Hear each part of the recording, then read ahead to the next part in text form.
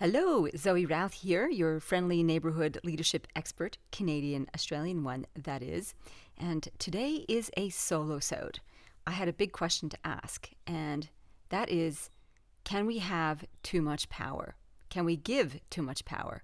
I think it's particularly appropriate as we talk about holacracy and autonomous teams, because power is central to that. So, let's dig in. Welcome to the Zoe Routh Leadership Podcast, where we share all things people stuff in leadership. Learn from leaders who have done the hard yards and learnt from experience. Hear from expert authors about the latest insights from culture to strategy and messy people dynamics. Get tips and insights from multiple award-winning author and leadership expert herself, Zoe Routh. Now, on with the show. Okie dokie. Well, let's kick off with a personal note, of course. It's been a while since you and me were just one-on-one like this. I have been skiing. Yay!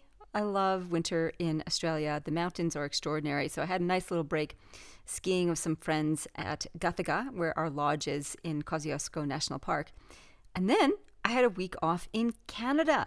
My first trip back to Canada in 6 years and 4 years since I last saw my family. Normally, we meet up every 2 years in New Jersey, where my sister is. But due to you-know-what, and travel bans, etc., we haven't seen each other for such a long time. And my little brother, he's not so little, he's 6'2" and enormous, decided that now was the time to get married. He's been with his partner for some 13 years. They have 2 kids together. But you know what? Enough waiting. Life is short. So I hopped the pond and attended his wedding, and it was delightful. Right in Kananaskis, which is a lodge and park area just west of Calgary in the western part of Canada. And the Rocky Mountains are spectacular. I haven't spent that much time in the Rockies, and I should, because it is spectacular, amazing, gorgeous. We saw plenty of wildlife too. Bears galore. We saw a brown bear, a black bear, and even a grizzly bear, my first grizzly bear. I was really surprised to see how shaggy they are. They have such long hair. That particular beast we saw from the car, so I didn't feel intimidated at all. In fact, I kept wondering if there was something wrong with me because I'm really not that scared of bears. There seems to be some hysteria around bears, and all my experiences in the past, in Ontario, mind you, not in grizzly bear country, have been, if you see a bear, stop, back away slowly, give them some space, and they usually meander off on their own. There you go. Maybe I need to reconsider this. So bears were a feature. We also saw a doe and her fawn. That was lovely to see this beautiful deer. And mountain sheep, complete with the big horns. So we were winner, chicken dinner on the spotting the wildlife front. Apart from that, really, the experience of being in Canada for my brother's wedding in a small, intimate wedding party, there was only 10 of us, was a realization that connection and love are the best parts of being human. And for me, the pandemic helped highlight that, and how connecting with people intentionally, deliberately, and being appreciative of one another really makes life worth living. So I encourage you to reach out to the people that you care about and let them know that you're thinking of them and that you care about them, because life is over in a blink. So let's not waste it. The other personal note, of course, is about the novel, The Olympus Project. All the files are back. So it's gone through all of its editing and processes and typesetting. Oh my God, endless process. It is now ready to go, to be uploaded, to be formatted, to be announced. So now we are putting together, that sounds really good, right? But there's still months of promotion ahead. It's such a long process. We're putting together a promotion team, and if you're curious about that and you want to be part of the Olympus Project promotion crew, it doesn't involve much except for reading the book. We'll give you an advanced reader's copy, reviewing the book during the launch window, and possibly buying your own copy or recommending it to others as a gift, etc. Then you just go to my website, zoerouth.com, click on book. The Olympus Project is the first tab there, and you can sign up to be on the waiting list initially, and then an invitation to be an ambassador, which is my promotions team. I'll put the link to that, to the place where you can sign up for the waiting list, in the show notes. So you should be able to just scroll down in your browser there on your device and click the link and sign up. The official launch is November. There will be a special collector's edition available before that.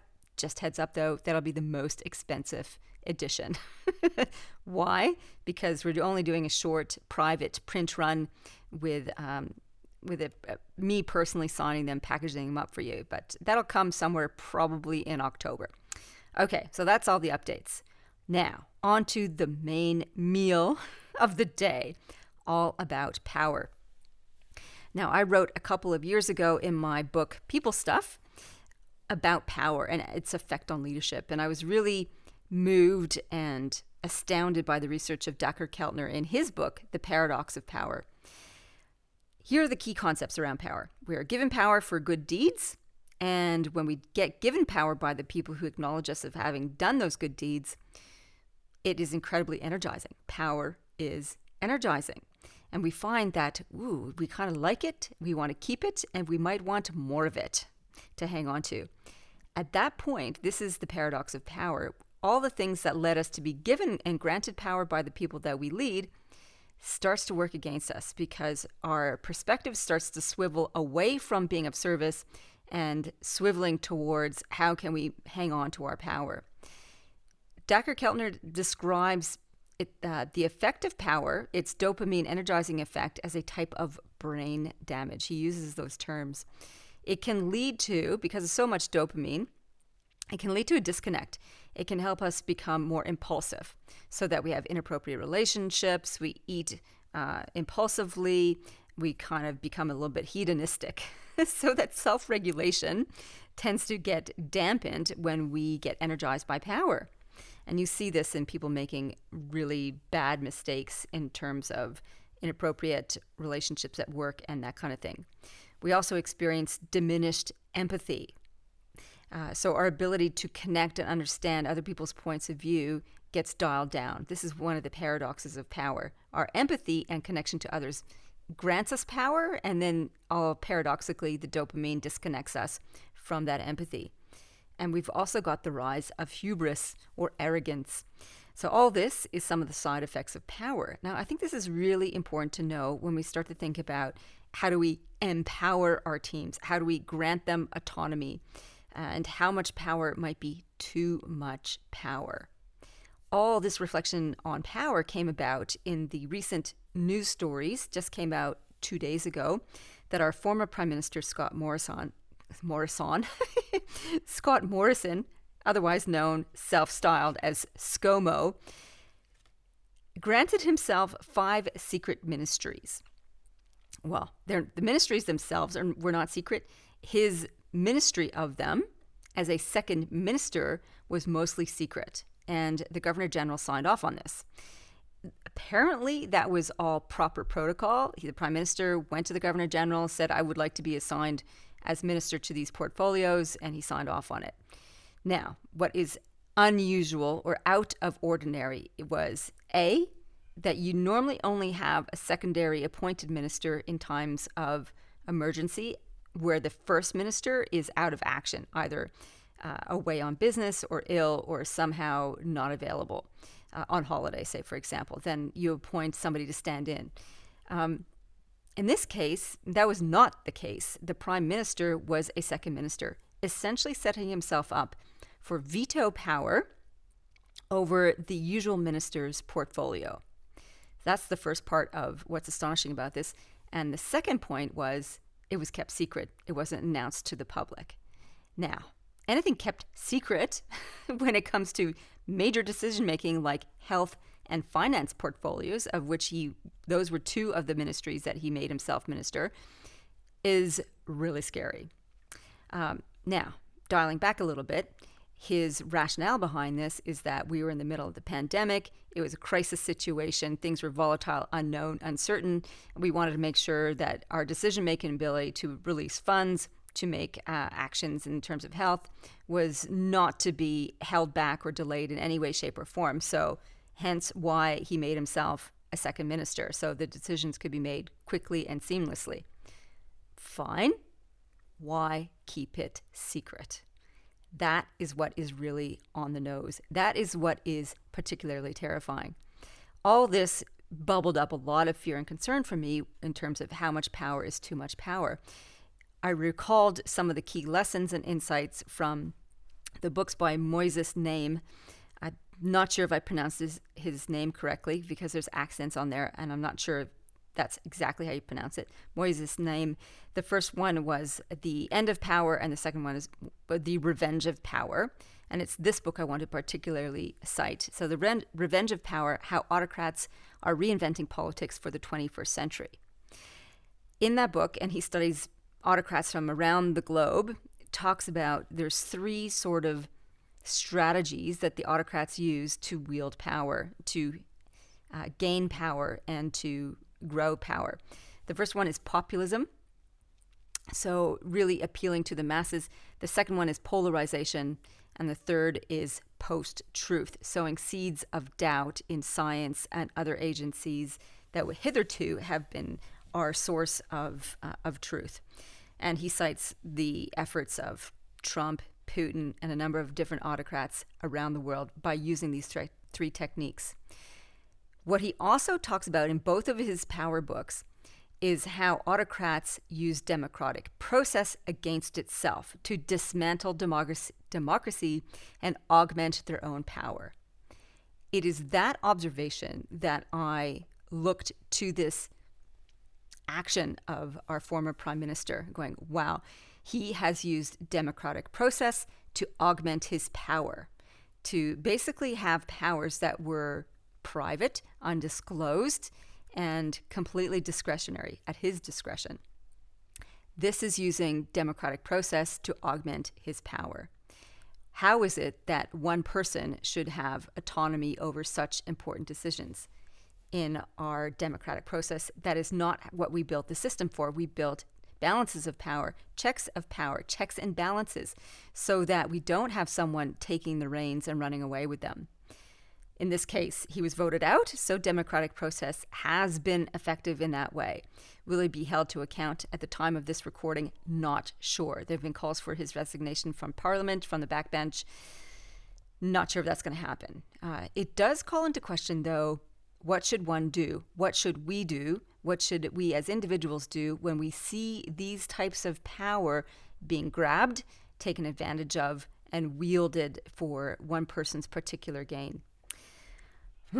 It's scary stuff, honestly. And this is the takeaway I want you, the takeaways, that sounds like improper grammar. Anyway, these are the key tips and insights I want you to hang on to from this story. You may have an opinion one way or another about Morrison's actions. That's fine. Share them if you like on by email, LinkedIn, whatever you want. Great. It's important that we question the people we have granted power, how they're wielding their power. For us as individuals, though, this is what I want you to think about. First thing is this: power is a drug. Sip carefully. Power is one of the topics I explore in the Olympus Project. I wanted to see what kinds of things can lead us astray when it comes to wielding power. Can all of us be susceptible to power? And the answer is yes. All of us can be susceptible to the traps of power. And we need to be vigilant all the time that we are not becoming blind to us succumbing to it, that we're not getting too energized by power and seeking now to hold on to it or to grow it.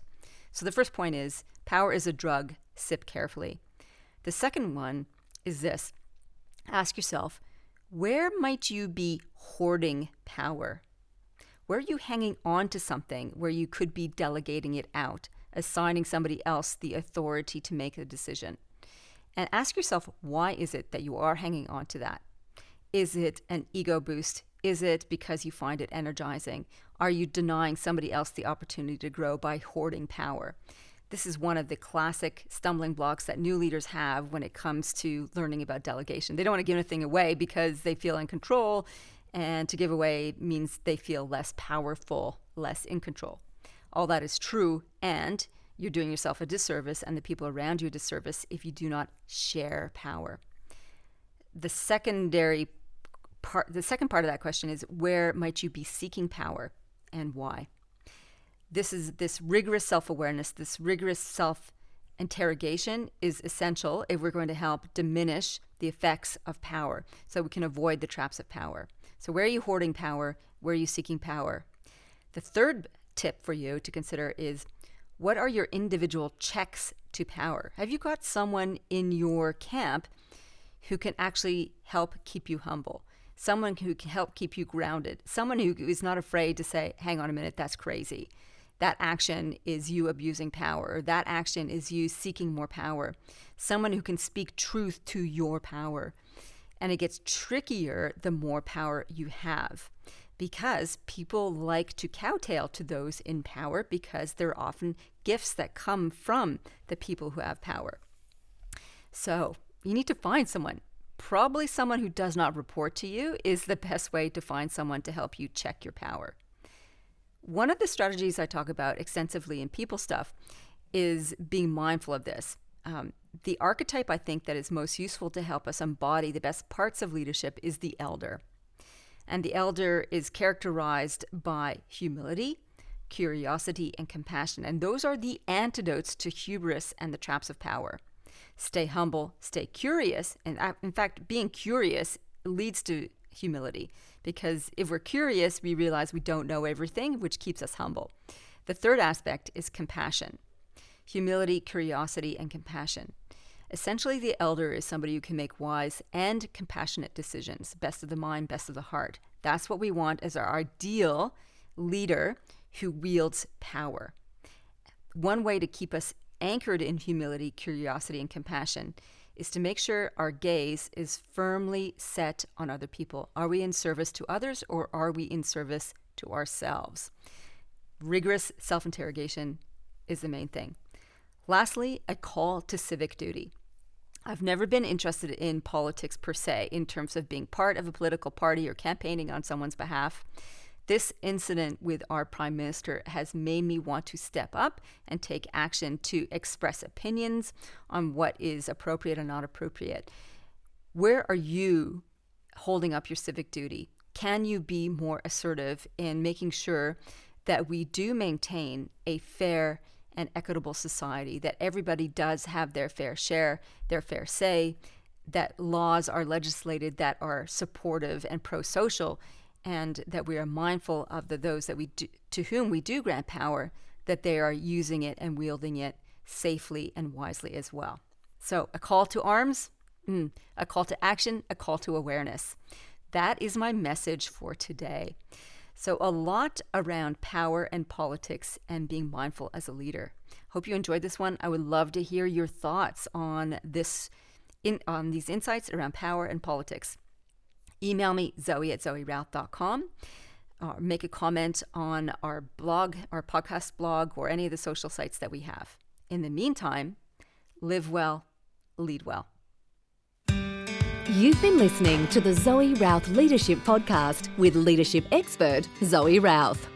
For more about People Stuff and to contact Zoe, go to zoerouth.com.